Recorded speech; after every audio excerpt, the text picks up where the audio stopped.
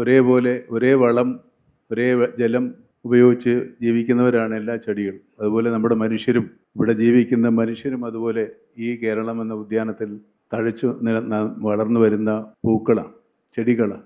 പരാതികളും പരിഭവങ്ങളും എന്നല്ല, പരസ്പര സ്നേഹത്തോടെ ഇഷ്ടത്തോടെ പല വർണ്ണങ്ങളിൽ ഉള്ള പൂക്കളാണ്. അത് എനിക്ക് അനുഭവവേദ്യമായത് ഞാൻ ഇടക്കാലം ഒരു ശാരീരിക അസ്വാസ്ഥ്യത്തിൻ്റെ പേരിൽ അവധിയെടുത്തപ്പോൾ, അല്ലെങ്കിൽ വിശ്രമത്തിലായിരുന്നപ്പോൾ എനിക്ക് വേണ്ടി പ്രാർത്ഥിച്ചവരെ കുറിച്ച് ഓർക്കുമ്പോഴാണ്.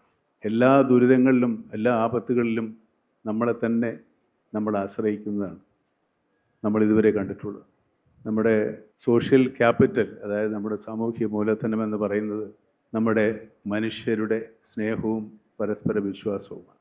അത് നമ്മൾ ഒരുപാട് പ്രാവശ്യം കണ്ടിട്ടുള്ളതാണ്, നമ്മൾ ലോകത്തിന് മുമ്പിൽ തെളിയിച്ചിട്ടുള്ളതുമാണ്. ആ അനുഭവം തന്നെയാണ് എനിക്കുമുണ്ടായത്.